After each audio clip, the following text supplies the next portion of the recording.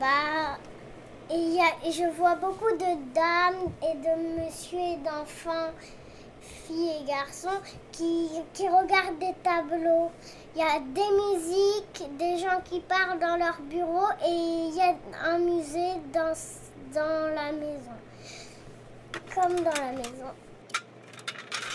Vous savez, non, c'était une période de pionniers.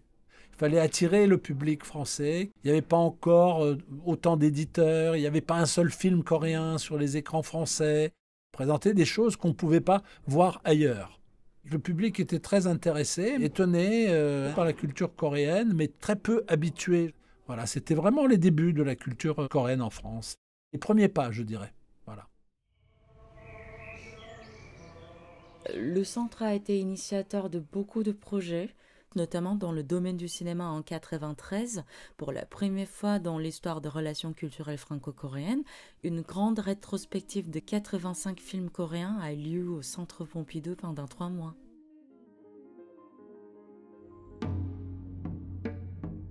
En 1999, le Festival d'Avignon invite pour la première fois un grand spectacle coréen.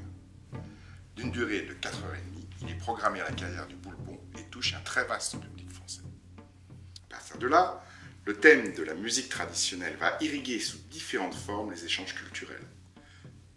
La cuisine coréenne, elle a progressivement conquis un vaste public français. Ce mouvement s'amplifie et s'accélère encore. Les Français connaissent, aiment la cuisine coréenne.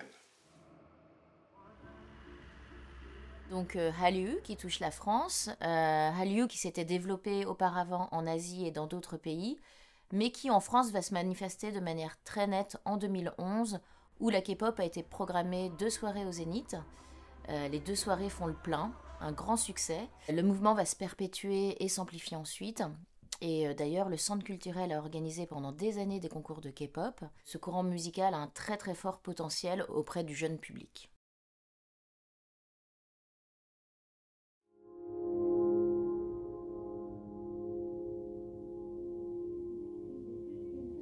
Quelque chose de complètement fou, hyper surprenant et vraiment dans l'innovation. Un mélange fascinant. Une culture de la modernité qui ne met pas à l'écart ses traditions. Très dynamique, très chaleureux. Au raffinement, à l'élégance. Cinéma, gastronomie, K-pop, drama. Dans les designs, les vêtements, beaucoup de très très bons artistes contemporains justement. Une très longue histoire, ne serait-ce que par rapport à l'écriture, la langue et...